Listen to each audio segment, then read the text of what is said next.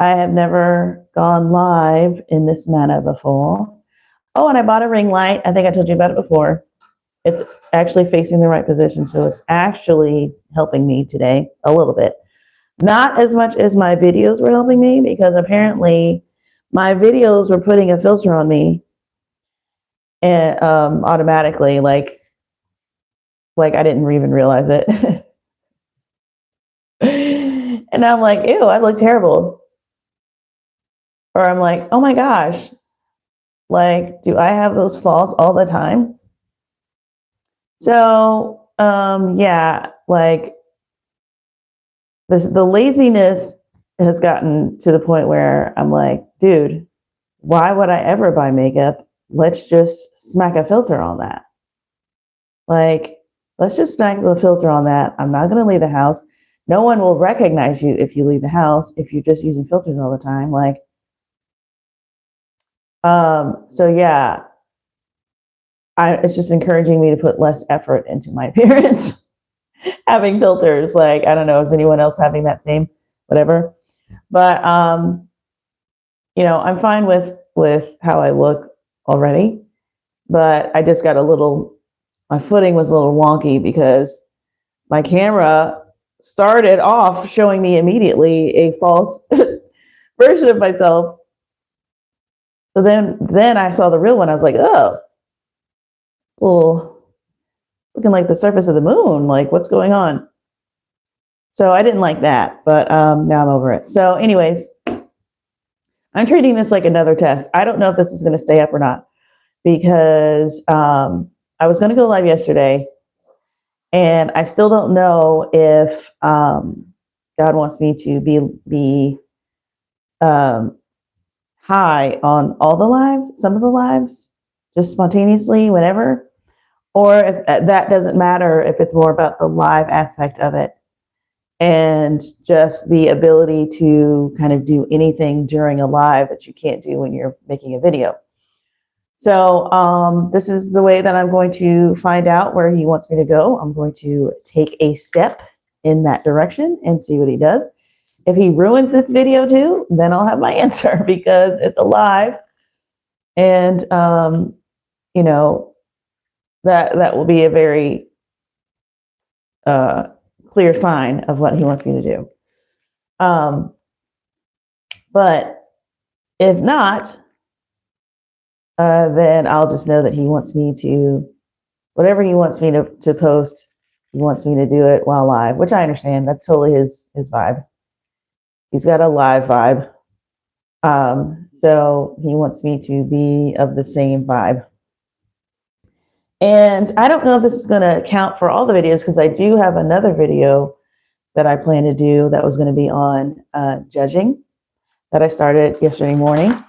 So yeah, I don't know if he'll want me to go live from now on, which is what I was doing in the beginning. I don't know why I switched it. I think I didn't know that I could go live on my phone. This was like last year. Maybe I couldn't. I don't know. I think you have to get a certain amount of audience that I don't think I had last year or 2 years ago, whenever I started. So anyways, I say all that to say, here we go. I'm going to start my season 3 recap. So the theme for season 3 was it's gonna get weirder. It's just one of the things he told me during the season. So let's see. Let's review really quick. Okay, so season 1, the theme for season 1 was kind of all over the place. It was experimental. And I actually went down and I sort of broke down how long each season lasted. So because season 1 was just kind of me, it started right out of the gate with, what God showed me, and just having that mega experience of being super high. Then I didn't know what I was supposed to do after that. And then I did something and I didn't know if that was right or not. And I didn't know what I was supposed to do after that. So that one took a little longer. So from April the 26th to July the 6th, that's how long season 1 was. Well, Once that got off the ground and I got my footing, and he told me, you're going to be a junkie for me, and you're going to be prolific, and you're going to prophesy, and you're going to use all the gifts. That's one thing I didn't say. I think I was a little probably too skittish to say it, or I just didn't, whatever. But he was like, yeah, I'm going to let you use all the gifts because you want to, and I love you. So here they are. And I'm just like, he can tell you that in the beginning. He can tell you a lot of cool, crazy stuff in the beginning because you're just like, okay, like you don't have a grid for it. You don't really believe it. And it's just kind of an advantage to being new to stuff. Like when he tells you, like, you're going to be, if you start the military and he tells you you're going to be like driving tanks and doing this, you think, okay, well, that's military shit. I can see myself doing that. And then you get in the system and you realize like, oh, you have to have this type of training and you got to do this. You got to be this level of strong and whatever. And then you realize, well, but that's what he told me in the very beginning before I even knew what it was. So that's what I'm going to be doing.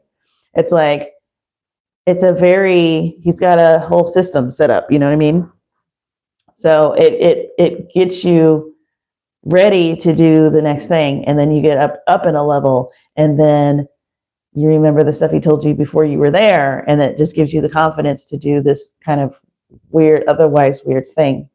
So a lot of times what you see in reality or, what we see is people coming out of the woodwork from wherever and sort of shooting off into whatever. And then you find out later that it was all kind of astroturfed. It's like the very nature of these terms is showing you that it is a real phenomenon, but it's being mimicked. So when we see someone who comes out of nowhere and we go, and instantly it's like, that's fake. Where did they, whatever, we never heard of this person. And you're skeptical, it's because, now the phenomenon has been overdone so many times, it's like crying wolf. But, and this is where my mind would always go. I would be like, okay, well, it's working. They're doing it because it's working. And that's what people will say. Well, they're doing that because, it works. It gets eyeballs, people, whatever. It's like, okay, but why does it work though? Why does it work? And why do they all know to do this formula? It's because they're mimicking something real. And the real thing you get from God. But he has to take you through the process, but no one knew how to do the process because it was hidden from us. So anyway, blah, blah, blah. So I will definitely go back to that a million times because everything goes back to that. So, but yeah, went back to what I was trying to say. Okay, so yeah, that was the first season was April 26th to July the 6th. Now the second season was significantly shorter because I was able to progress in a shorter amount of time. So the second season was July the 7th to July the 29th. So that's roughly about 3 weeks. And I think by and large, that's kind of what they have been so far now, is around 3 weeks. Some of them even shorter. Like I think they're getting even shorter now, like the one I'm currently in. So season 3 lasts from August 1st to August the 18th. So even shorter. That's, a little bit over 2 weeks, right? So the theme of season 3, it's going to get weirder. Okay. So at this point, I'm starting to believe, okay, this is God talking to me.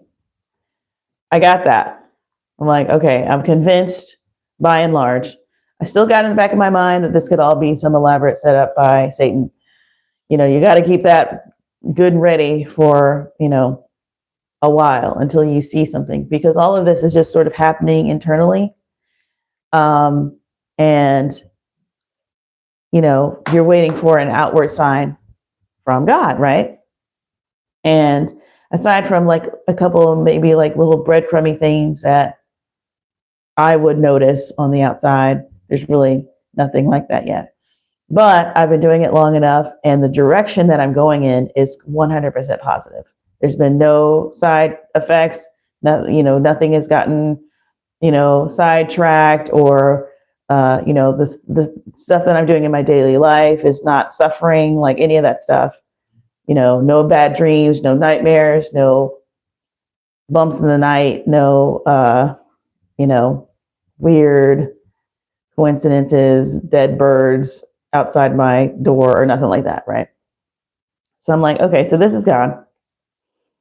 Now I'm like, okay, so what the hell am I supposed to do? Like, what does he want me to do? Am I supposed to be telling other people this? Is this my personal journey? Like, because as soon as God starts doing anything in your life, you're thinking, okay, I'm supposed to be telling other people about this, like, because it's just like a natural byproduct. You're like, you know what I'm saying? So, but I'm just like, okay, but I can't tell people about this. Like, you got to give me some more, like, I'm not even thinking that. I'm just like, what am I supposed to be doing? Like, and I am really wanting to understand this for myself, like 100%. So that's sort of what my goal is on the inside. On the outside, and what I didn't say for season 2, I didn't write it down because I just kind of did a brief recap because it's hours of whatever. But I think in episode 9 was the first time of season 2. So like one before the finale. It's really like, it sounds goofy, but it's also a great way to like keep everything straight. So the episode before the finale of season 2 was the first time that I ever got high and then opened the scriptures, like, and started reading stuff. So just a quick, flashback into the previous season. The first thing I did was, and I don't know, I feel like I had done it before. I must not have. That's really wild. So that's really crazy that it took me that long to do that. So the first thing that I did, like, I was already reading scripture when it started to kick in, and I was like, what should I read? What have I not read in a long time? Because I'm thinking, like, what I'm thinking is that it's going to start like coming alive for me, because before any of the stuff even happened, I remember one time I had gotten high and I had turned on a book that I was reading, and like that, or one that I had already read or something. No, I think I was in the middle of it, and it was just like, it was like great. I was like, I got to do that again. So that's really how I got hemmed up. Was it the third time? No, it was the fourth time.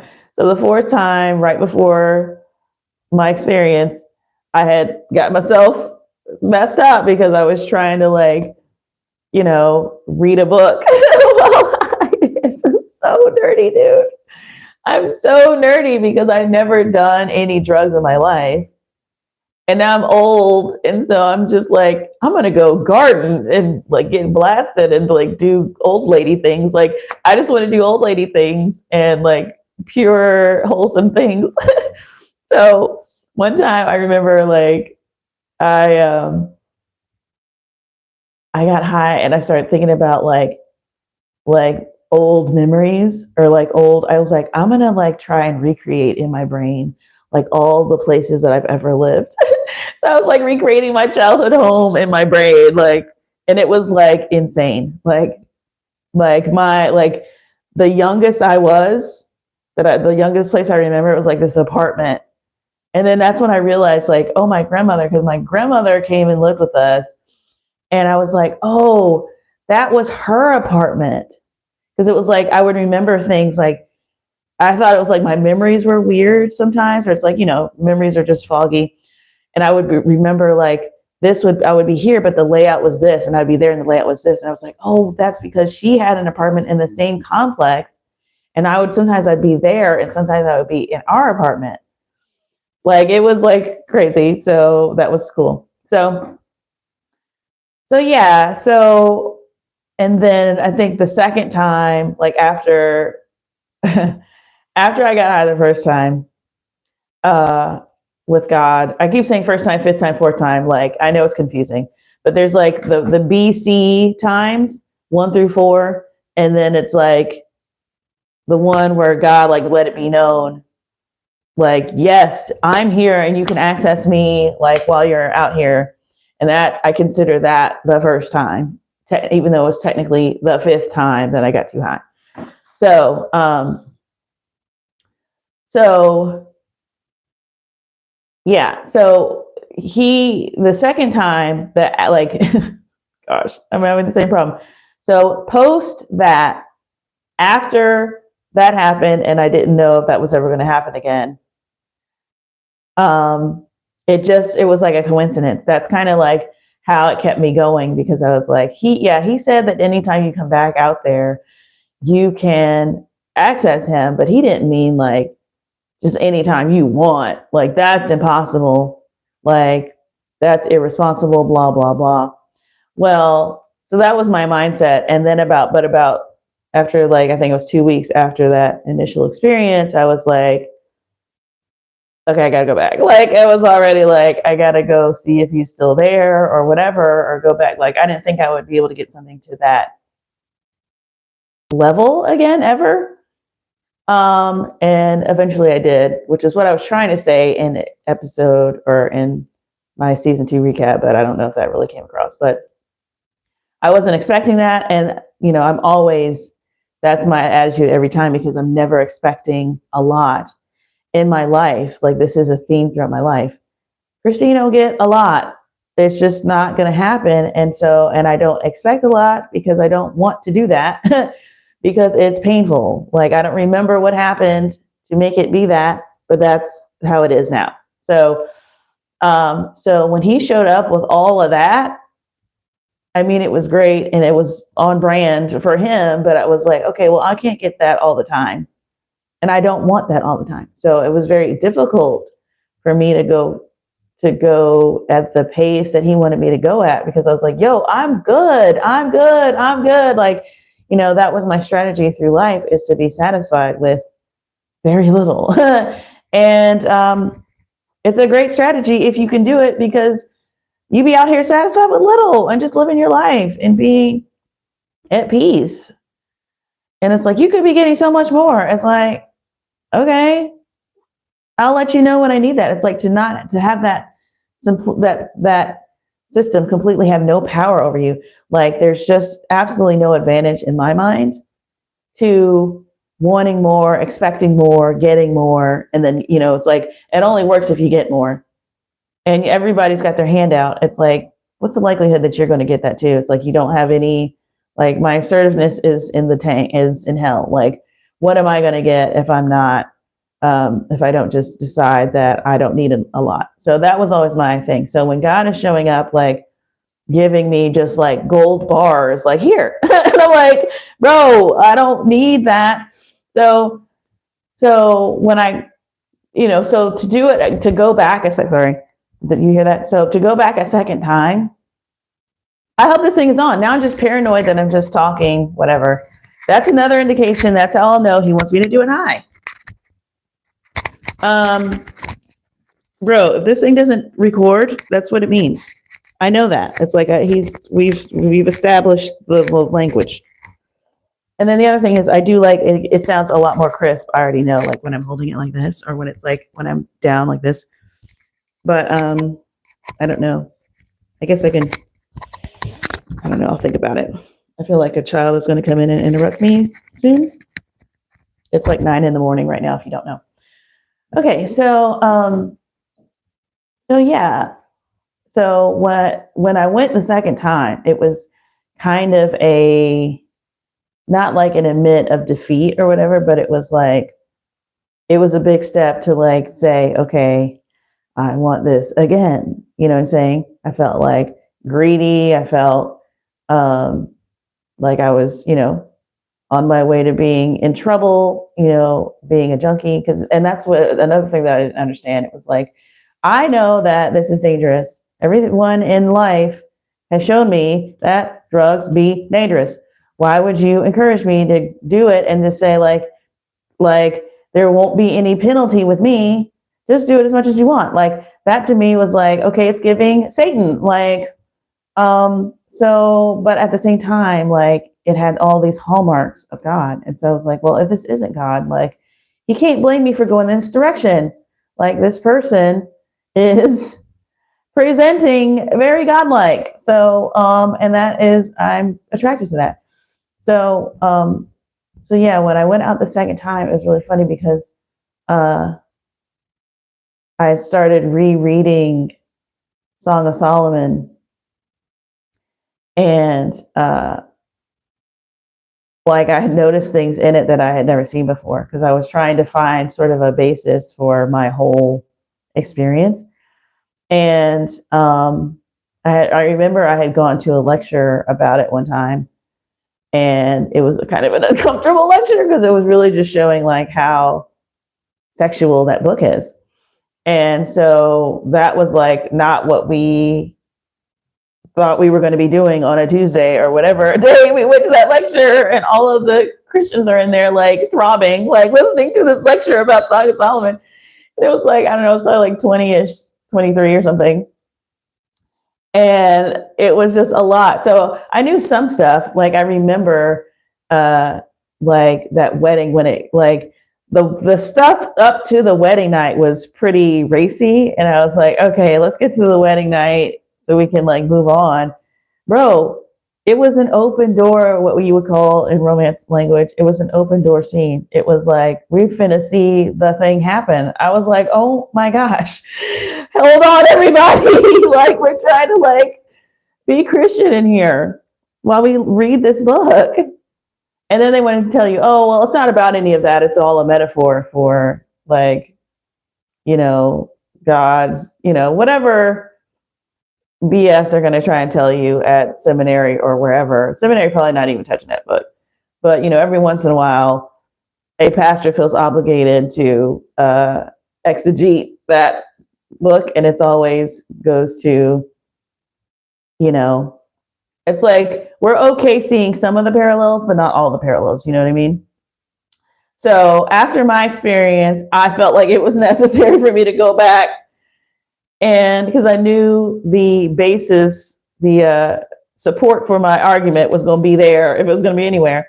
So I remember reading it, and I was like, dude, this book, like it just was recognizable. I recognized the energy, and I was like, it's like right here in front of us.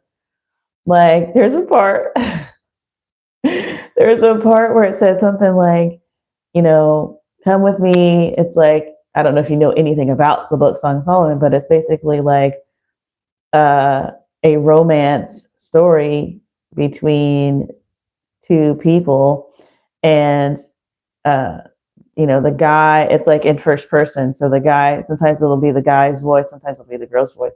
And there's a part in the guy's voice that was like, you know, come with me down to the vineyard or something. And it was like, you know, we'll, I don't know, whatever, do in vineyard stuff, inspect the leaves or whatever it is. I forget what it says. I could probably just like literally go to it right now.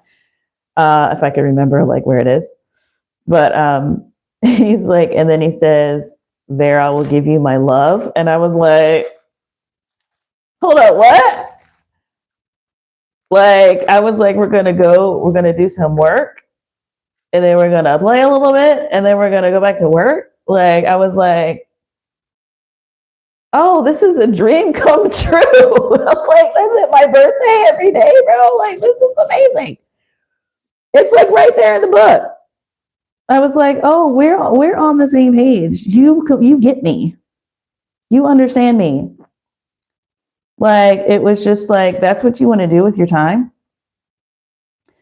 So I started rereading it. Well, I was rereading it at the time, the second time that I got too high, no, there was no more too high anymore. The second time that I went back after the first time, and I just so happened to have that on, and I got like, pretty blasted. It wasn't like a lot, but it was enough. And well, no, I mean, it was pretty good. But I just remember in the middle of that, and I was listening to Song of Solomon at the same time. And Song of Solomon is only like 16 minutes. Like if you try to do an audiobook, which is like my jam. So that was a window of time where I was reading it and I got blasted and I realized that I was doing what I was trying to do the fourth time I got too high, which was read a romance while high. And I was like, did you just orchestrate that? He's like, I told you, I love you. You can come back anytime you want. Like, I was like, oh my God, this is crazy. What? So I did that. It was great. Like, just the fact that it was like, it was the Bible. It was like, you can't indict him. He told me that one time. So now I say that all the time. He's like, you can't indict me. Like, because after I like questioned him, I was like interrogating him. He was like in the interrogation room. You know what I'm saying? I was just in there and he was answering all the questions and I would come up with another one. And after a while I didn't have any more. And he was just like, it may or may not have been in a freestyle thing. He's really strange. He's zany. So anyway, I know if somebody heard me like reference like song, they'd be like, that's not what that means. It means blah, blah, blah. I don't care. That's how I read it. And it got me to the place that I am now. So I don't care. But, okay, so I'm already 26 minutes in. I haven't started. This is going to be great. So that was like the first time I technically read scripture. Well, I guess I never went back or I never like caught the clue until episode 9, season 2. And I was actually reading what's before Job? There's Deuteronomy, Joshua, Judges, Ruth. That's Job solves Proverbs. Okay, so that must have been the second thing that I read. Okay, so I think he must have told me to go to Esther because I was going to read like, I love the Old Testament because it's full of stories. And I'm like, let's read about David or something like that. And he told me to go to Esther. And I was like, okay. Like I hadn't read Esther in a long time. And so I was like zooted. And dude, the very first chapter, I was completely gobsmacked because it was the way it was describing King Xerxes. And I was like, Lord, that sounds like you. Like, let me go to it. Okay, so Esther, Job, okay, so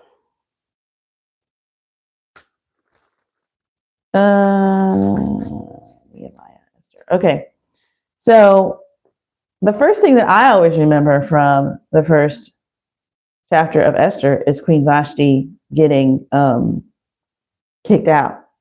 So that's what I'm expecting to hear. Instead, I'm hearing the first 3 paragraphs and it's like zing. So, okay.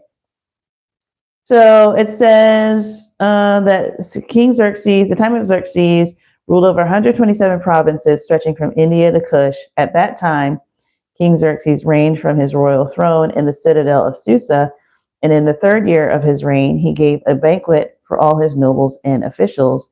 The military leaders of Persia and Media, the princes and the nobles of the province were present. For a full 180 days, he displayed. Okay, so first I'm like, wait, 180 days? That's 6 months. So for 6 months, he displayed the vast wealth of his kingdom and splendor and glory of his majesty. It was like that wording. I was like, who are we talking about? And then it says, when these days were over, the king gave a banquet lasting 7 days in the enclosed garden of the king's palace for all the people from the least to the greatest who were in the citadel of Susa. I'm like, bro, what? And it's talking about the garden had hangings of white and blue linen. And my brain is like just trying so hard to envision this like for the time period, but it was pretty good.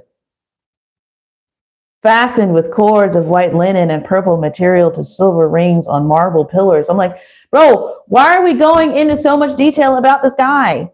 Because then it like moves on, like by verse 9, we're talking about Queen Vashti and her. She's also giving a banquet for the women in the royal palace. But it's like I've gone through my whole life not reading the first 8 verses and not realizing what I'm dealing with.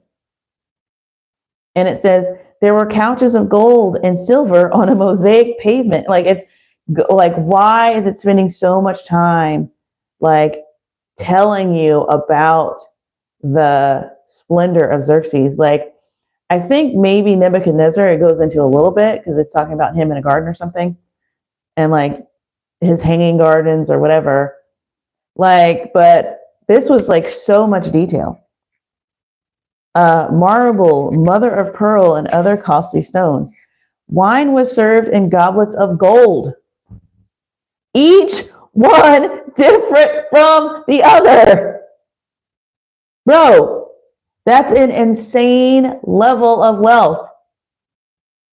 The goblets were all gold and none of them were the same.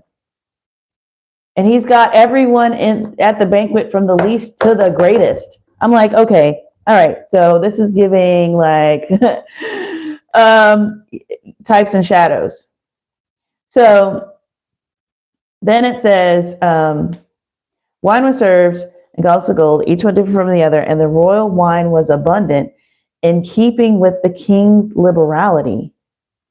By the king's command, each guest was allowed to drink with no restrictions.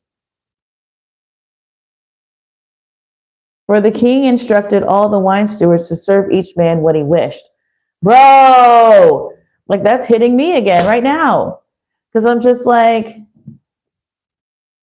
that's what he has conveyed to me over these months. Like,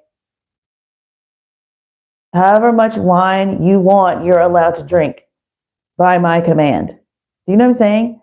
So you'll see that more and more. Like, and as I'm going through the seasons, I'm seeing that he was telling me these things from the beginning, and it took me until the end of season 4 to realize like what he was showing me, like the value of what he was showing me. So anyway, so I'm reading Esther. That's the last, season 2, episode 9. Well, by the time we get to season 3, we are going through the scriptures, and he's literally like fixing all of the things that I didn't understand, like all of these sort of famous things that whatever popped in my brain that was like, what about this? What about this? What about that? And then also the prophecy is starting to really bloom, like, and so the first 2 episodes, particularly the second episode, but in the first 2 episodes is now mostly him talking more than me talking. So instead of me recapping something that happened while I was high, being like, okay, this is what happened and then this happened. Now I'm getting on while I'm high and he is talking to me. And I'm also like realizing like that I can, if I do the chocolates, if I don't do a half, if I do a quarter, it's not nearly as potent. So it's potent, but not for nearly as long. So my whole thing was like, I was really concerned to keep taking them at the pace that he was wanting me to take it. And I didn't know if it was like necessary that I be like completely incapacitated or just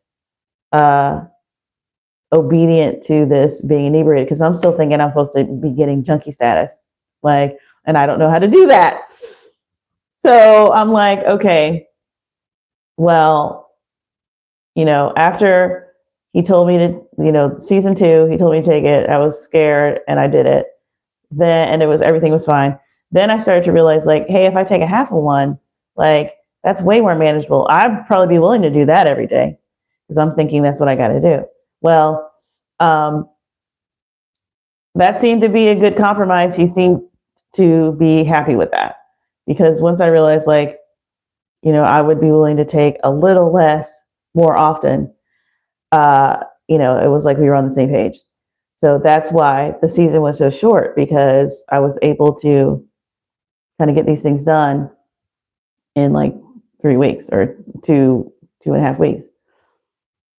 So, yeah, the prophecy practice is blooming. We're starting to have full blown conversations, although it was getting a little bit strange, because now we're having full blown conversations like at the same time. And I'm like, God, don't have me out here just looking absolutely crazy, where I'm like, how are you doing? I'm doing fine. How are you? I'm doing great. Like, it's like, I can't. He's like, what we're not going to do. He's like, I'm not going to embarrass you. And that's the other thing that sort of emerged, is understanding the true dynamic of it. Like, because I'm feeling God, I'm feeling the Spirit of God, I want to have him talk. There's sometimes where it's just like, it's like he doesn't take over anybody's body. Like, that's like the complete antithesis of him, but I don't know any of these parameters yet. So, when it first happens, I'm really surprised how easy it is, or how it was just like this smooth transition into prophecy. I didn't feel tinglies. I didn't, and he said that. He was like, you're not going to feel the tinglies. You're not going to feel, you're just going to hear my voice. You're going to hear because you like to listen. And I'm going to use that part of you that listens. So you're going to hear it clearly. And, you already have been hearing it clearly your entire life. You just didn't know what that was. And so, he's sort of giving me confidence in that. But then, again, I wanted to learn it. I was doing it accidentally, or I was doing it while I was high, and I felt like, well, no one's going to accept that legitimately. I got to learn how to do it, in season, out of season. You know what I'm saying? Like, I got to learn how to do it, whenever. So that's what I'm trying to do. But I'm also like, I had never done long strings of it to the point where he's literally able to give me revelation in the moment, because it's like, well, I'm talking, right? So here's me telling you this thing that you didn't know. So that's what I'm starting to practice in season 3. Sorry, again, season 3, I'm starting to practice, because it does take some discipline, and it's easier to do it when you're high, because like when I'm hearing something, he's saying it out of my mouth, and my brain instantly wants to fix it. It's like, especially when we're talking about fixing passages of scripture and stuff. It's like my brain is fighting for control, because I'm trying to see where it's going to lead. And because that's how you sort of start. And even if you hear people tell you, give you prophecy practice, if any church dares to even tell you how to do that, they're going to tell you okay, just start saying things that you kind of already know. It's like, and they haven't always addressed to another person, which I understand why you would do that. So you practice on someone else, but you can practice on yourself, and it's actually better. It's actually more which I talked about in the first video, but it's actually more, my brain keeps saying impressive. No, that's not the word I'm looking for. Thank you though for participating. It's more secure. It's more reliable, I guess, to do it on yourself. So it's like the height of comfortability, because you know yourself pretty well, and the height of reliability to practice on yourself. Because if you walk into that thing, you know that you're prophesying. You know what I'm saying? So if you feel like you have a prophecy gift, start on yourself, record it, and then go back and listen to it. And I would listen to it every day, because if you're because it should be fulfilled in front of your face. That's how you know it's God. So, so I had done that, and so now I'm having him sort of lead the discussion, and he did something with a passage. I was like, okay, fancy pants, you're supposed to be God or whatever.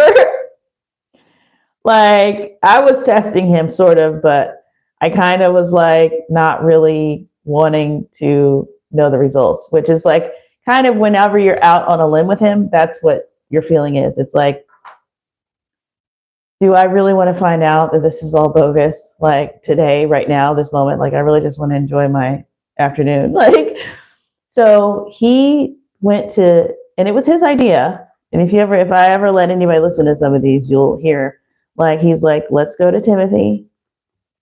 Let's fix your passage. Because he's talking about, there's a passage in First Timothy that's pretty famous among the churches.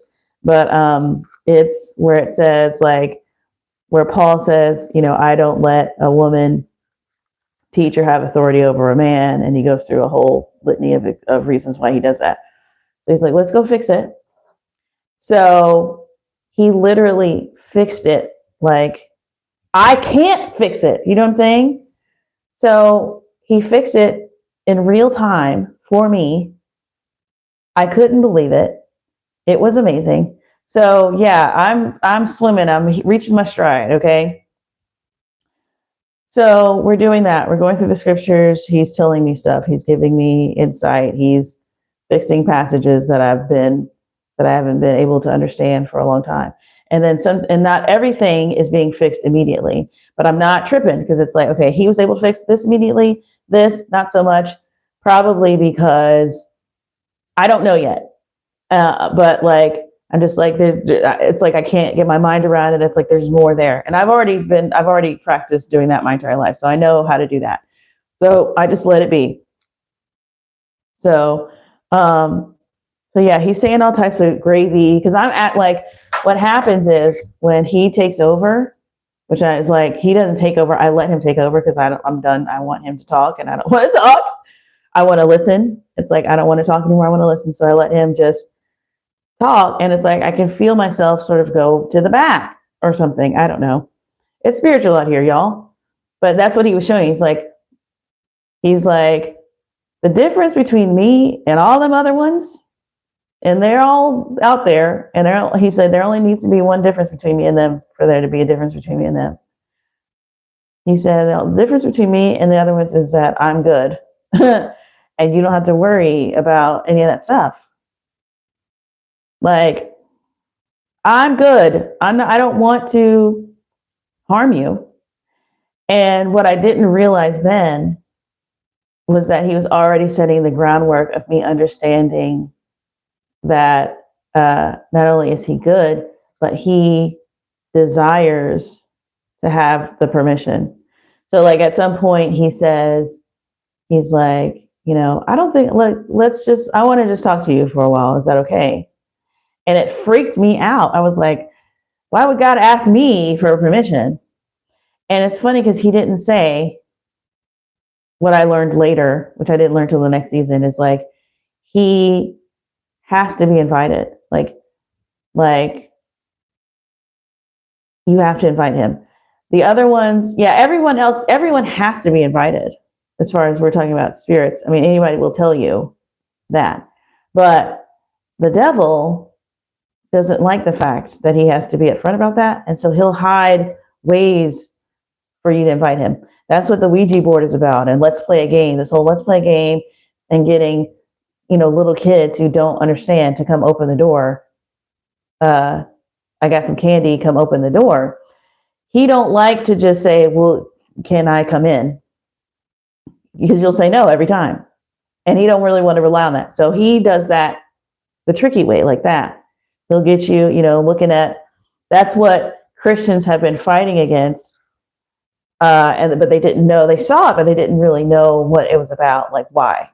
But it's like, these shows that are coming out and exposing children to things so early, and Harry Potter and all this, and we're like, no, and the whole world is going, y'all are so ridiculous, because it's like, he's not gonna get them all, but if he can get some to invite him, because they think he's whatever, so he puts on an air, he puts on a face, and makes himself seem like this, that, and the other thing, so that you will open the door to him. And we talk about open doors in church all the flipping time. Oh, we open doors, open doors, open doors. Okay, so the difference between them and God, he was telling me, is like, yeah, that's my system. I put it in place. And it's the same, I put it in place for myself too. The difference between me is like, the reason why I have that system is because I like the system. That's what I want. You have to invite me. So, and I'm going to check in with you. You might have invited me in the beginning and I'm like, are we still good? Are we still cooking? Like, and it's also like, that's our essence. Like, we want to be invited. We're not trying to like sneak in and get your stuff. You know what I'm saying? Like, we want people to genuinely want to be around us. So he's basically just saying like, yeah, I'm you. I'm like, you know how a person would be? That's good. That's what I'm like. So when he said like, can I just talk to you? And it was so jarring. Because I'm expecting a takeover.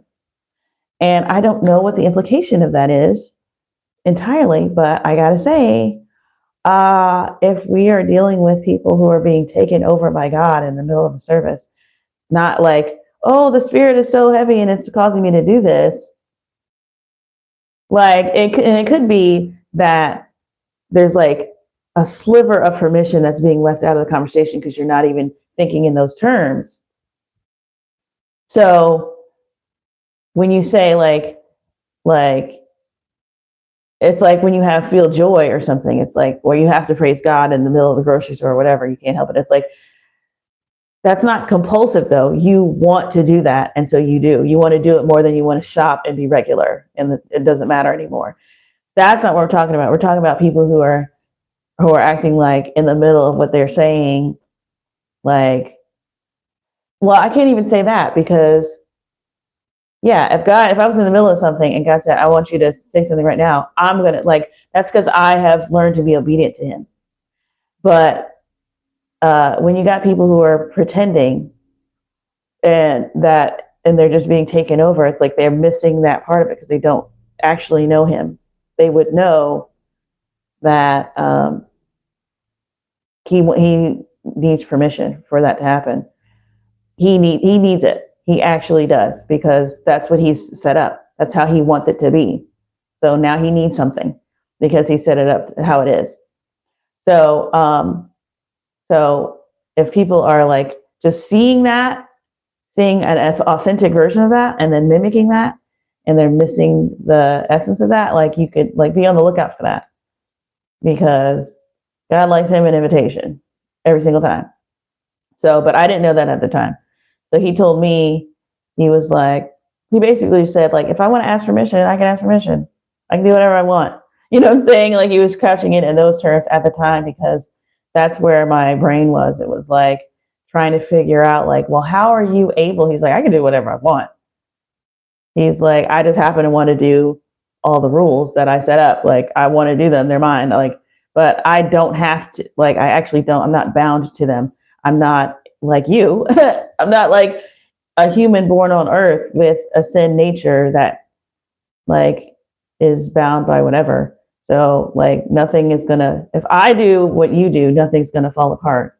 But I don't really want to do like half the stuff y'all are doing. So like, you don't know that. So it's like this thing that can sort of fit perfectly over top of the reality that we're living. It's like, if you don't understand why things are happening, how they're happening, or why God does certain things, like you have to ask him to find out. So so anyway, my freaking pen is trying not to work. It's so annoying. I keep trying to like give it the benefit of the doubt here. Okay. So so yeah, I'm starting to practice. And one of the things he said during the first episode, because my husband, who is sort of kind of doing the same thing I'm doing, where he keeps trying to start like this online presence type ministry or whatever. And he was going on this app and basically yelling at everybody because he's just very argumentative and he thinks that that's like a virtue or whatever. And so I went on there with him thinking we could do something together, and it just went off the rails, and like he muted me, and it made me I really just was disappointed in myself because I felt like I don't know, whatever. And so I was talking to him about that because it was the same day that happened. And he was like, the reason why you're doing that And the reason why it went off the rails is because you're trying to get validation outside of me. Like, he's like, you don't want to believe what I'm telling you. So you're going to go and try and get the evidence for it out in the real world and then come back to me with that. And that's not how it's going to work. It's never going to work like that. You know, they're never going to validate you. So just like, don't like, just get that out of your head right now. You know what I'm saying? He's like kind of cornering me because he's like, you're going to have to start believing some of the stuff that I'm telling you about yourself, which I didn't really want to do. But one thing he said that was really cool because he hasn't really like explained the drug thing to me as far as like what is happening when I like we say we are high. It's like we're using our senses to indicate something. That's what it feels like. You're high or you're blasted or whatever you're saying. Like where, and you feel like you're not here. You feel like you've gone some other place. And he hasn't really explained that to me. We just call it out here. He's like, you're out here with me. You know what I'm saying? So it's just being out here. He's like, yeah, we're all out here. He was like, we're all out here. And we all want the same thing. You know, trying to get into an invitation.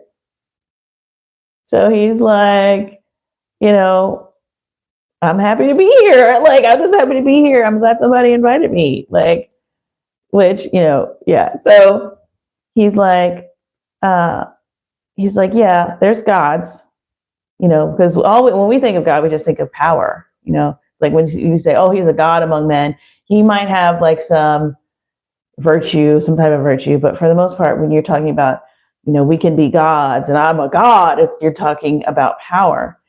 So he's like, yeah, there are gods out here, but I'm the only one that creates. And I created you and all of them. So he's like, so I'm different. Like, I have a different energy because I'm the only one who creates. And I was like, oh yeah, that's kind of like sitting right there. But he said it and I was like, bro, like that's how he wants to be distinguished. You know what I'm saying? So, okay, let me tell you about my discernment beacon. So I don't know. Season 1, I started noticing that, you know, because he was telling me that I had discernment, or it's kind of something I've been going back and forth on in my entire life because the way that the church teaches discernment is like not how I really see it. But I remember, like, you know, when you start at some point, you're going to take some type of spiritual gifts aptitude test that someone develops. And that one always kept coming up. And like when I would hear the word, I was like drawn to it, you know. But then, and I was like, oh, that must be what I've got, because I would just think about all these different things in my life. But then the church will tell you, no, it's not this, it's not this. You can't know people's motivations. You can't know people's blah, blah, blah. And I'm like, okay. So even though it shows Jesus doing those things, and it's like, oh, well, that's because it's Jesus. You're not Jesus. It's like, okay, but then you say we'll be doing greater things we'll be doing, you know, than him. Like, but it's like, well, but that's just because he's God. That's not a gift. Ain't nobody gonna give you that gift. I was like, okay.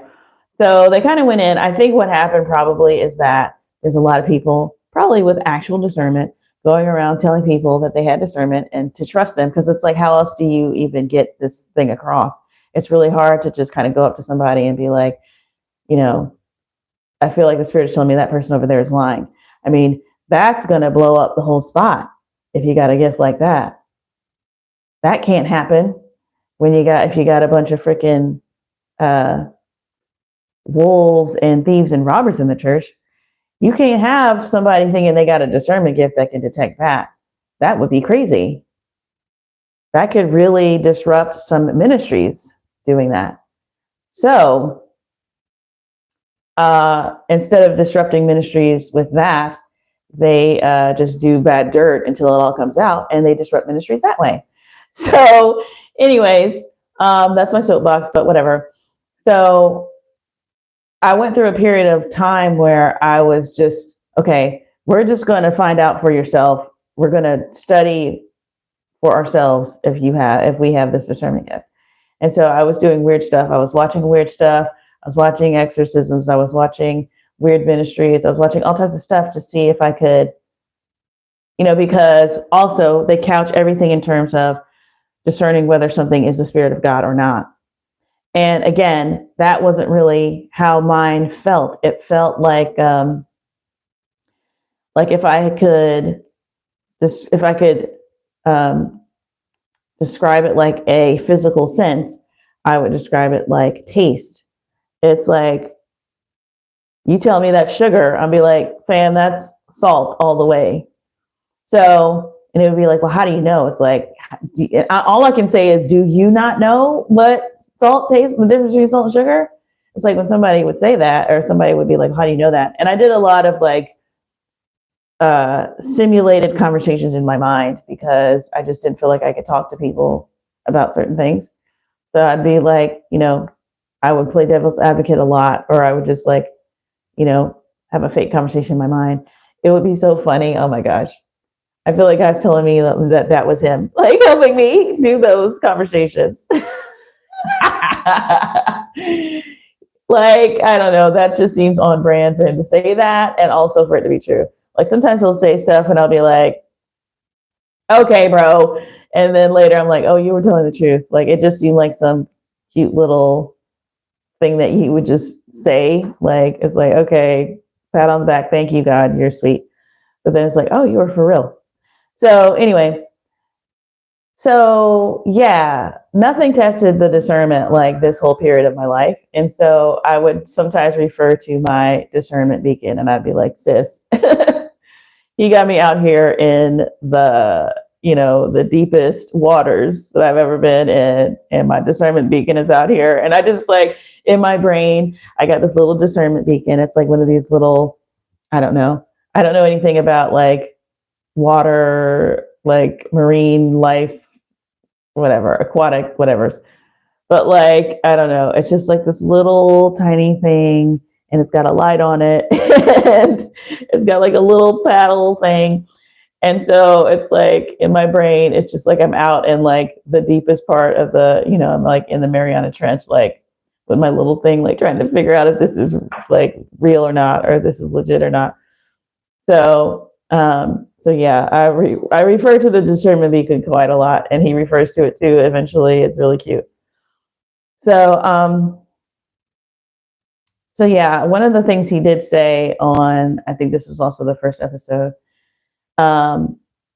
which is he reiterated, and again, I think I left this out of the other recap, but like,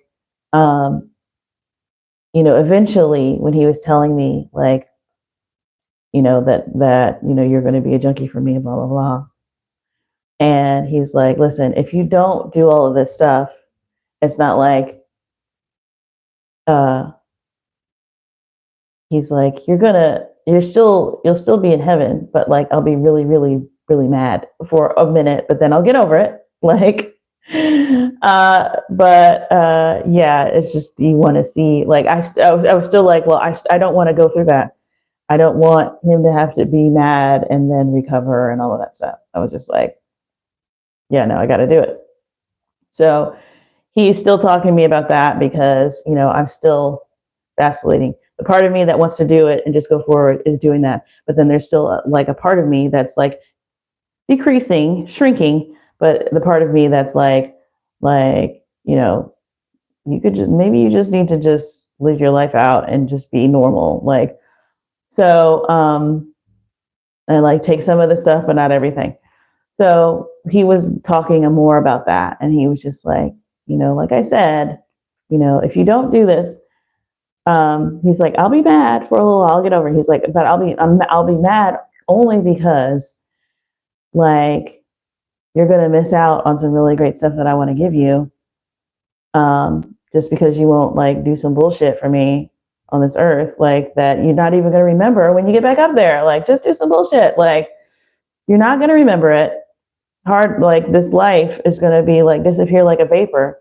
So, like, just lose the whole thing. Like I said, like, just do some bullshit for me. Like, the way that he said it, that just do some bullshit for me, like, clicked. You know, it was a lot less scary when he said it like that. You know, when you hear, die to yourself, lose your life and you'll gain it, and all of these things, which is basically the same message, but like that perspective, like to hear his perspective, which is like, think how I think. None of this matters. But if you do it, it's really going to matter. It's going to matter a lot if you do it. Like, it's going to end up mattering if you just obey me, like, and do this thing I'm telling you. So that was interesting. And then, oh yeah, so this is the season that I start calling him babe. And he just says that he likes that I call him babe. And then at some point he started calling me babe back. I think he always was, actually. He always was, actually, now that I think about it. So season 3, I started calling him that too. And then also after, I think it was like, I don't know when it happened, but like, it must have been season 3, because he started calling me Hadassah. Now, if you know your Bible, you know that Hadassah is the Jewish name, is Esther's Jewish name, her real name, I guess. Now, I thought when I first heard that, again, like I'm saying, like, oh, God's just saying stuff to be like, whatever, super encouraging, blah, blah, blah. So when he said that was my name, I thought that was just because we had just read that story. So I'm like, okay, that's cute.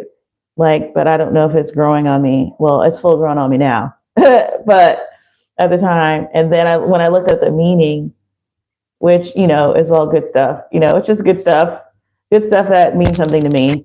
Good stuff that means something to me. But like, it's basically like, it means myrtle tree. So I was like, yeah, Myrtle seems more of my style. Like, maybe you should just call me Myrtle. And, but yeah, no, he calls me Hadassah, actually. That's like pretty much, like, I won't say all the time. It's like a nickname. And like, I have been on this nickname tip for quite a few years. Like, I think even when I was going back to my morning pages, which I talked about a little bit. I forgot I didn't talk too much about that here.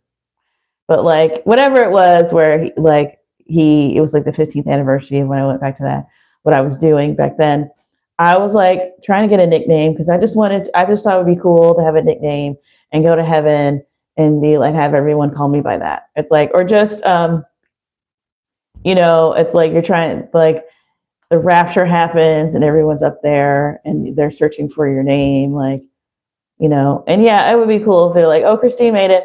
But I think it'd be really cool if they were like, oh, Dunk is here. Like, you know what I'm saying? Like, I just thought it'd be really cool to have like a nickname, but I've always been like tragically bad at nicknames. I'm not good at giving them out. Like, people have given me nicknames, and that I won't share because they're special.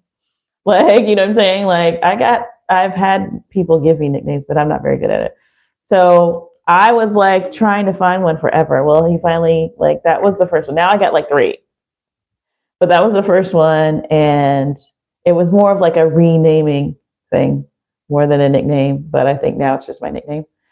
Like, he gave me like a re-nicknaming joint, like, which I thought was really sweet. So, but at first it was like everything. It was like, this is a bit much. And now I'm like totally used to it. So yeah, he was like, yeah, you got to start believing what I say about you. And so I was like, that's really hard because you're saying some crazy ish about me. How am I supposed to believe that? Like, where, like, nothing's happening on the outside to solidify or to confirm these things that you're telling me.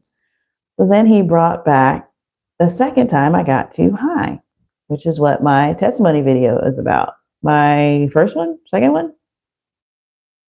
I mean, I think 1 and 2 were just, they spilled over because I was talking too much.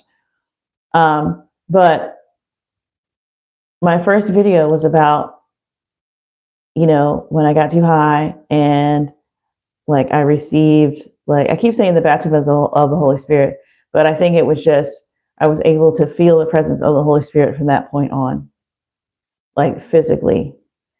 And so I thought that's what he was giving me, that ability. And I thought that I had misread that whole situation. I mean, it's up, you can hear it, me say it. So what happened was I took a hit of something. That was weed. And the weed ones are bad, but not nearly as bad as the vape ones when you're too high. But I just remember being like, this is just overwhelmingly bad. Like, and who knows how long I'm gonna have to be like this. So, and I was like, okay, I give up. Like, if this is what's gonna happen to me, like every single time, like I'm just done with this. And then I felt like, so then my mom like calls. She was like, "Oh, I was supposed to like see some presentation with the kids," and I was like, "Oh, I totally forgot." Like again, it was like getting all, it was catching up to me. You know what I'm saying? And I had just never been in that situation in my life, and I was immediately like, "Okay, I'm 100% over this already." Like, I don't know how people can like do this for years of their life. When I realized that I had like, I'd already was forgetting stuff and like, and my mom was like, "Oh, weren't you? I was supposed to do something, that type of stuff." And then this was like the third time in a row. I said I was going to like go do that, and I didn't show up, or it was time for me to go do it, and I couldn't not show up. I couldn't be like, "Oh, I'm in the bed, I don't feel good because I just did that shit yesterday." You know what I'm saying? It was catching up, and I was like, "Bro." And then I just felt like, okay, God is wanting me to like repent and like go and embarrass myself in front of my mom and like tell her like all what I've been doing, because of course I'm like keeping all that a secret. So he wants me to like confess my sin and all this stuff.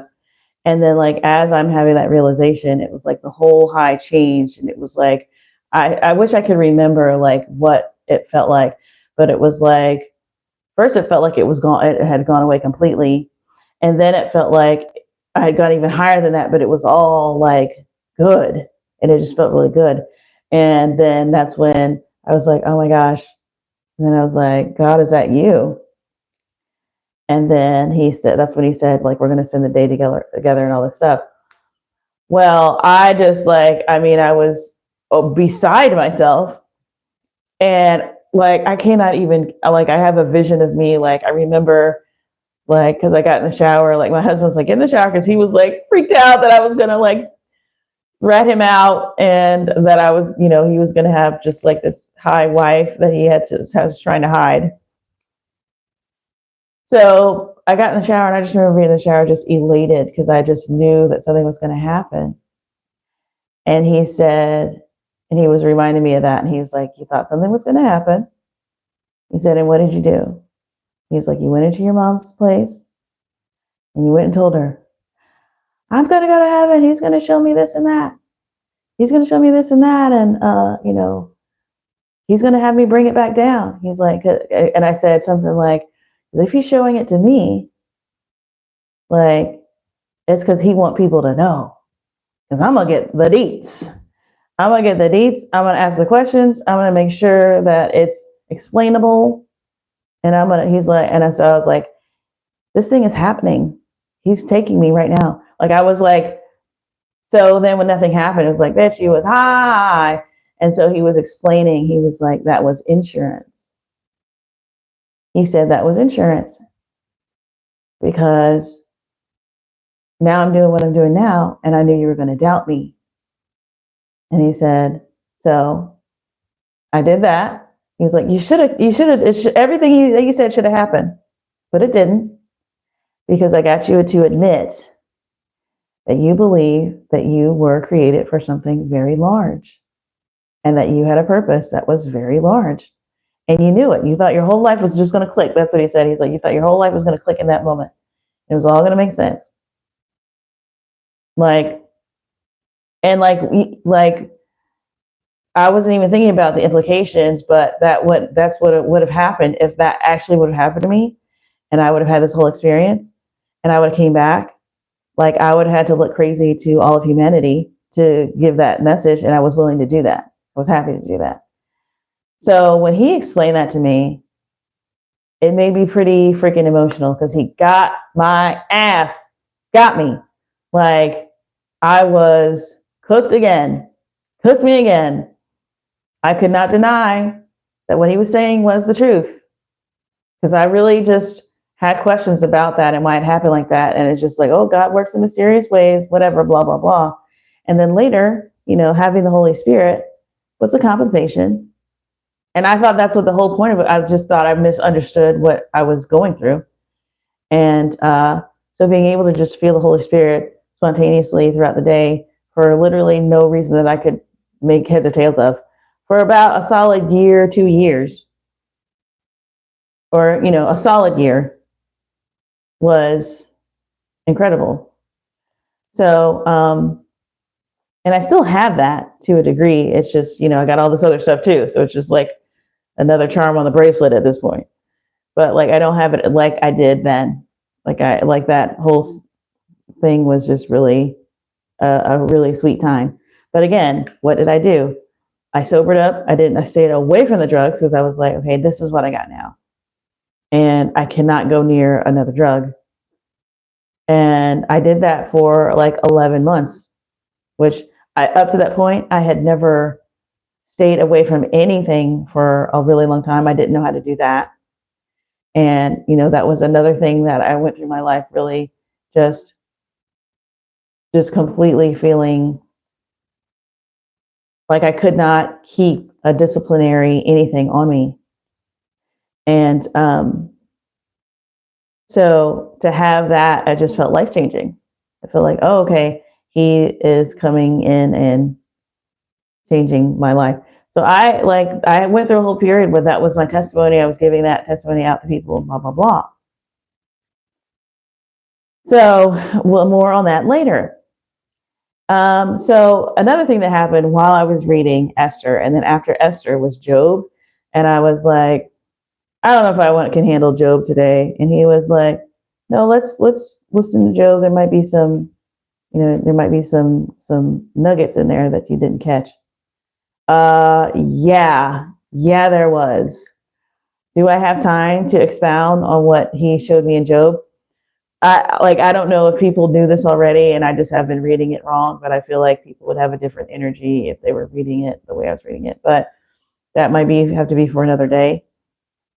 I also got an idea, like I was getting ideas to like adapt Job into like a screenplay, because I just thought that'd be really cool.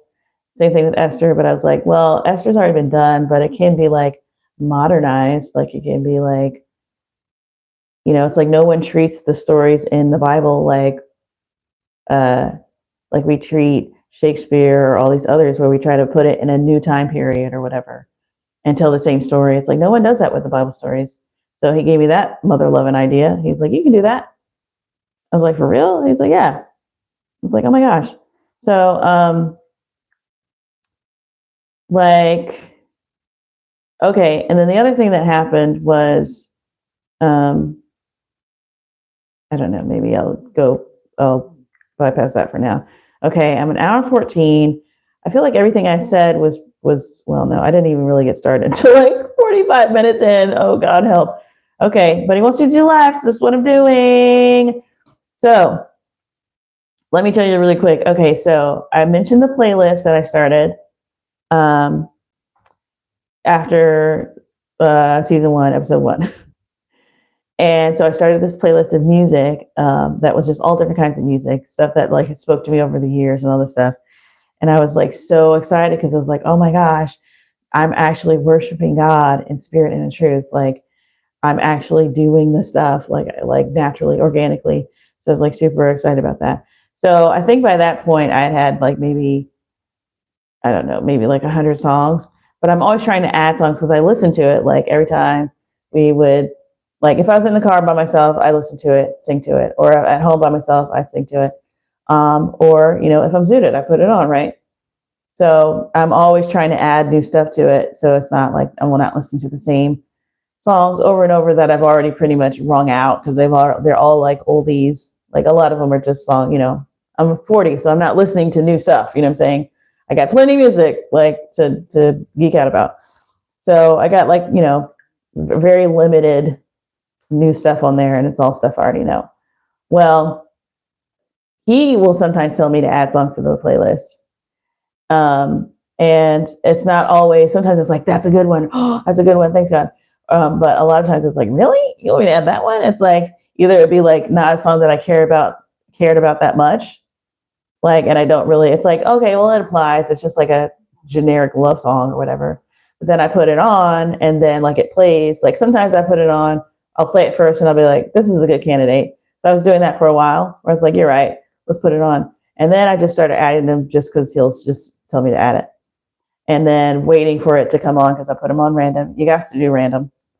And it'll come on and I'll be like, oh my gosh, it's the song you added. And it'll be like a perfect thing. I'm like, okay, you was right about that. Though. Like sometimes it'll be like something from my point of view, sometimes it'll be from his point of view, like, you know, and of course the one from his point of view are always like, you know, over the top, you know, because they're love songs, right? So but for the most part, I feel the most comfortable thinking of songs from my point of view to him. But there's a couple songs that existed like even before, like when I was in my 20s, songs that would literally carried me through whole periods of my life that I felt like was his perspective towards me.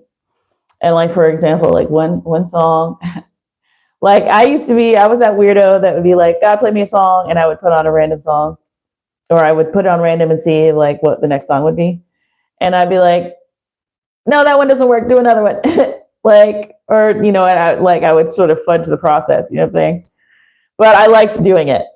And so every once in a while I would do that. Well, I think one time I did that and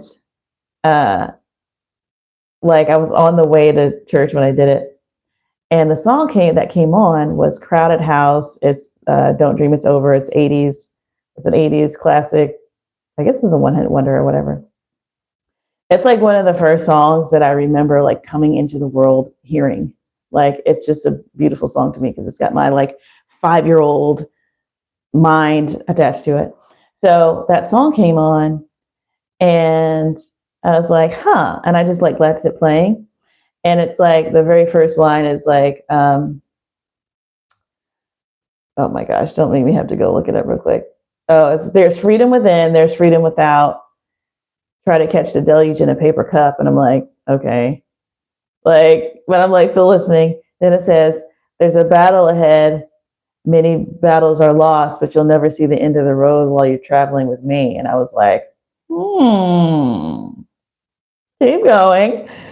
So then it was like, hey now, don't dream it's over. Hey now, when the world comes in, they come to build a wall between us. You know they won't win. And I was like, oh, that was like, I don't know, 15 years ago or something. Everything's 15 years ago. Whenever I was, you know, single and by myself those years. So that definitely got added to the list. You know what I mean? So that's the type of stuff we're talking about. Well, and then like, so he told me to add Mirrors, which is a Justin Timberlake song. And I was like, Lord, that song is like extra. Like it's just, you know, it's 6 minutes of just him talking about his boo. Like, but I remember when that song came out, like I remember there was like a heart squeeze. It was so like, wow. It's like, wow, Justin Timberlake really feel like that about Mary from Seventh Heaven. Like, oh my gosh, like, what are we doing? So, but also, I think Axel was locked up. So my husband was locked up when that song came out too. So that didn't help matters. But so, yeah, that song has always been like really a lot for me. But like, you know, It's another one of those that I felt like I don't listen to. Like I stay away from it because it's just like a lot. So he's like, add mirrors. I was like, okay. So I added that. Well, then it played one day, and first I'm like thinking, okay, maybe he wants this is like him to like me to him or whatever. But then in the back of my mind, I'm like, it could be him to you though. But it was like first verse, I wasn't ready to say it like that. And then it was like, the chorus is like, I don't want to lose you now. I'm looking right at the other half of me. The vacancy, the set of my heart is the space that now you hold. So I'm like, well, that's me to him for sure. And then the second verse is some more stuff. And, there's some vulnerable stuff in there that I just don't feel like I would ever say. It's like one line is like, I could never change without you. You reflect me, and I love that about you. It's just like, okay, so that's me talking about him. Like I got, we're the ones with the dependency, you know what I'm saying? Well, somewhere it got to like, I think I had to get to the bridge before I was like, sis, I think this is him talking to you. And so I'm like, oh my God. Like, and then it's like, yesterday is history, tomorrow's a mystery. Like, keep your eyes on me. Like the whole thing is like insane. And then like the song itself is really this like bombastically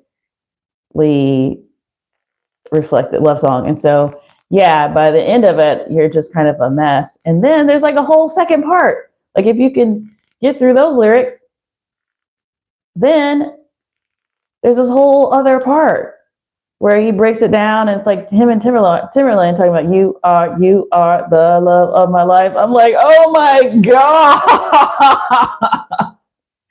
Like he's just like lavishing me. Like you probably don't think that's lavish. You probably think, oh yeah, my second boyfriend gave me that, whatever. And then we broke up after that. Like I've never gotten anything like this from anybody, like about anything. So I'm just like, oh my gosh.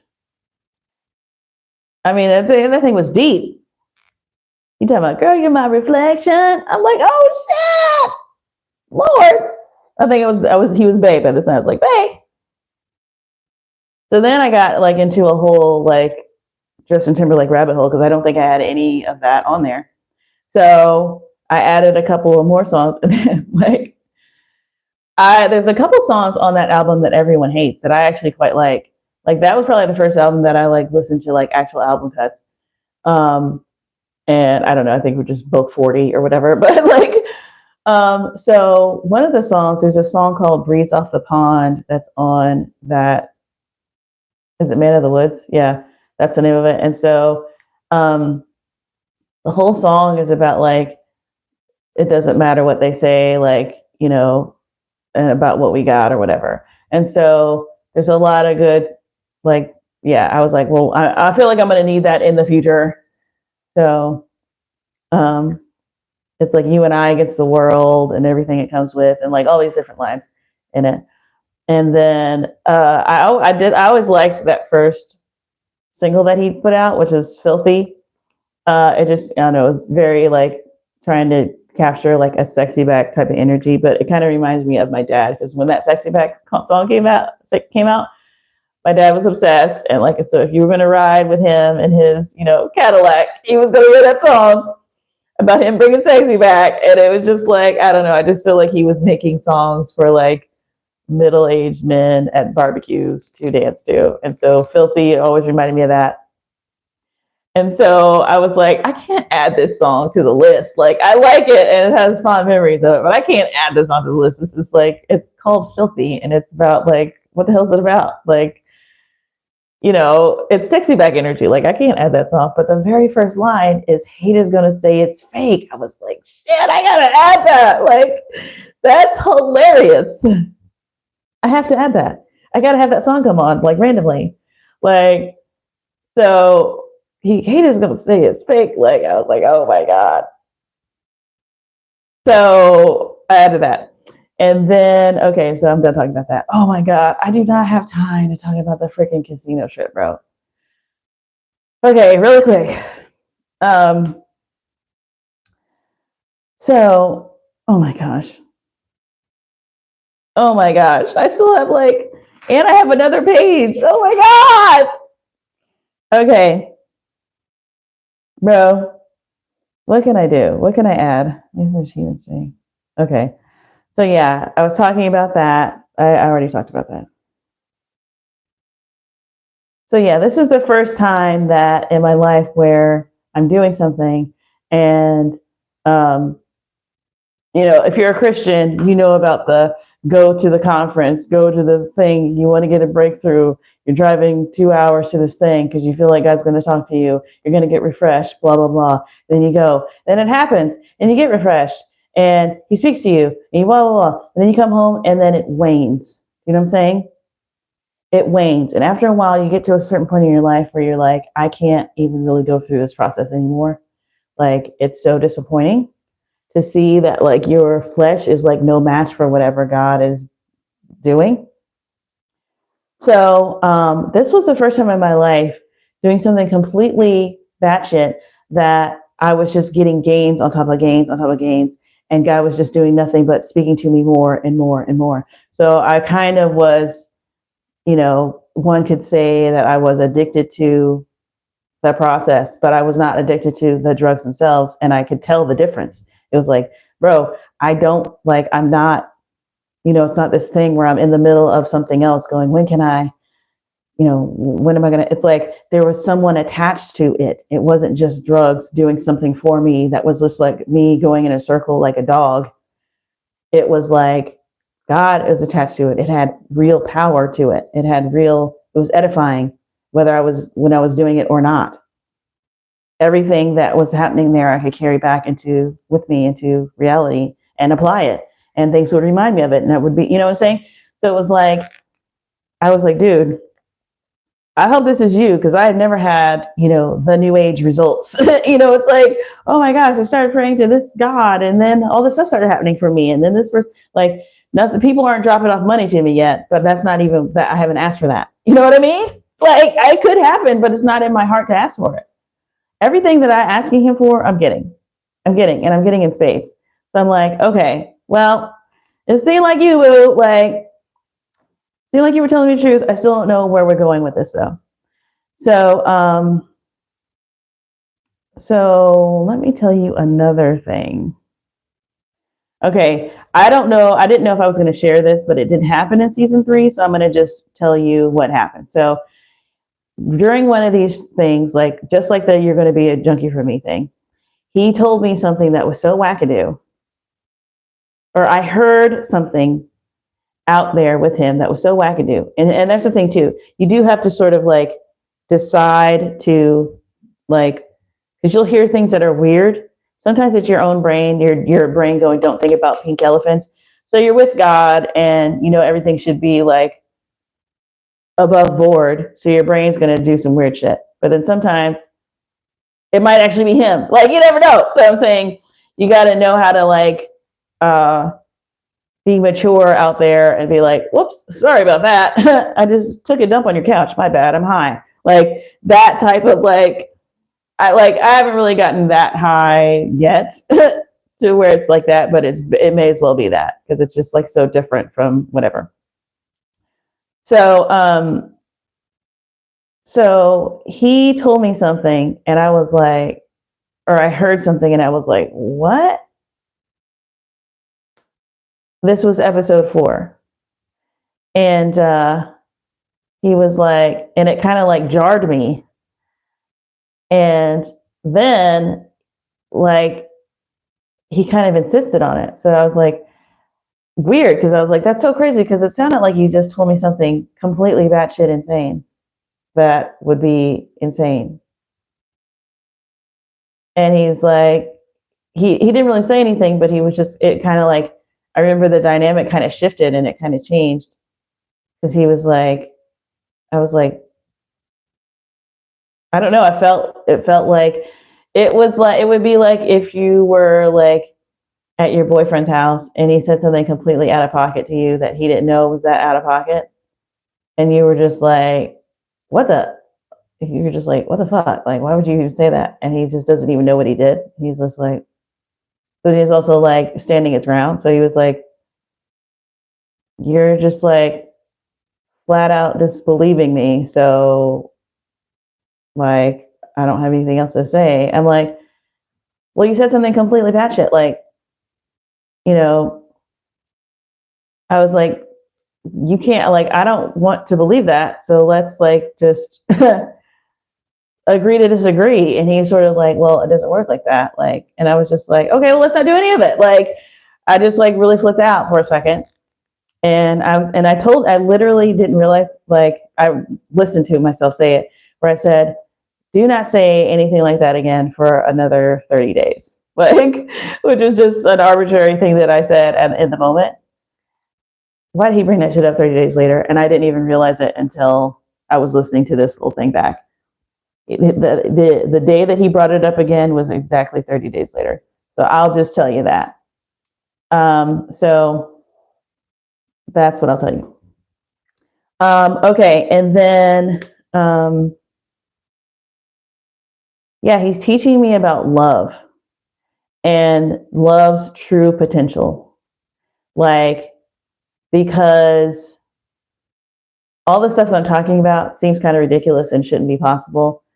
And he's sort of breaking it down, like what makes it possible, like in our spirits, like, because it's like easy, because he's just God. He just give you the thing, instead of like the same thing that you would have to do. You have to go on a first date, and a second date, and a third date. Then you trust the person. Now you're more free. You're this, you're that. It's like he just gives you that. It's like we have to do physical actions to get to the place that makes something happen spirit to spirit. You know what I'm saying? And which is the process. That's what you're supposed to do. You're supposed to, with a person, go through a process of, you know, checking, you know, the checks and not checks and balances, but like, you know, you got the security guard at this level, at this level, at this level. And then when you let that person in to a certain level, then certain things are able to happen. So, hi, I'm busy. You look beautiful today. Is that my shirt? I may not have. Okay, well, you're rocking it, girl. But girl, yeah, okay. You've been in my whole closet. All right, close my door, please. That's funny. I don't know why she was dressing like a 4-year-old that has 10-year-old clothes in there that she hasn't worn because she's too fat to wear them. Anyways, so it's like, yeah, that whole process that we have to do with people, he can just, it's like he starts from there and gives you it. You start from the front and then you have to get to there. It takes, you know, months or however long. So that's in essence what's going on. But like, yeah, he's just showing me like, you know, if you have love, if you can attach love to everything, it's not so much like, it's like this martyrdom that we put on it in church, especially where it's like, oh, if you love everyone, you know, because it's hard, because we know how hard it is to love people in a genuine way. And he's sort of flipping it like, listen, if you can master this love thing, you can be in heaven all the time. You can be in bliss all the time. Like he's like totally making it like, if you can achieve this right here, he's making it alluring, you know, and it's like teaching me what it's made of. So that was cool. And then, okay, so this other weird thing started happening, especially after the first episode. Yeah. So after the first episode, oh, I didn't even think that was part of it. Oh my gosh. Okay. Because it was like in a different type. Okay. I get it. I got it. Thank you, self from yesterday. So yeah, after the first episode and the second episode, and he was talking and we were like having this little conversation, like that really increased my daydream output, of like seeing myself, doing this in front of a crowd. And it got to the point where like I was actually doing like comedy as God. Like, I don't know, it just amused me so much that I could not stop myself from daydreaming about it because it was just making me laugh and it was just hilarious. It's this idea of like God just like, because he doesn't care. He don't have like hangups. He don't care. I just felt like he would be down to do that. I never asked him about it. We never like talked about it a lot. It was just like one time he was like, yeah, I see your daydreams, like, and you're not far off actually, but it's gonna be fun. We're gonna vibe. Like that's all he would say about it, because I know that he doesn't like, go judge the stuff that you're dreaming about. I mean, the stuff you're dreaming about is probably stuff he put in there anyways. So, but yeah, I was like seeing these whole long things of like me doing like stand up as God, and it would be like, but it would be like, or I'd come out as myself, and I would just be like explain what I was going to do, and then just have him like do the whole show, like where it'd be literally be like just me like put a hat on or something, and that would be like that would indicate that God was talking the entire time. Or like it was like should I put it like a whole bag over my head and just like put two eye holes? Like I don't know, I was just doing thinking of like funny stuff because I just thought even if people were like, well, this isn't real, because I'm thinking about covert ops, you know what I'm saying? Like trying to do this covert thing where people are like in droves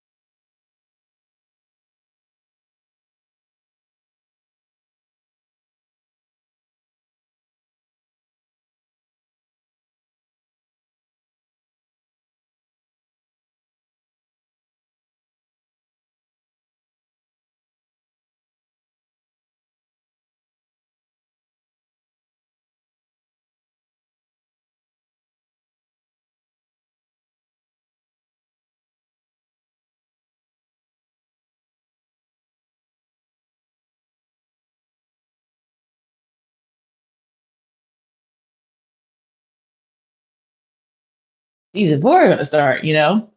So someone's definitely calling me because I can hear it in my headphones. Hold on.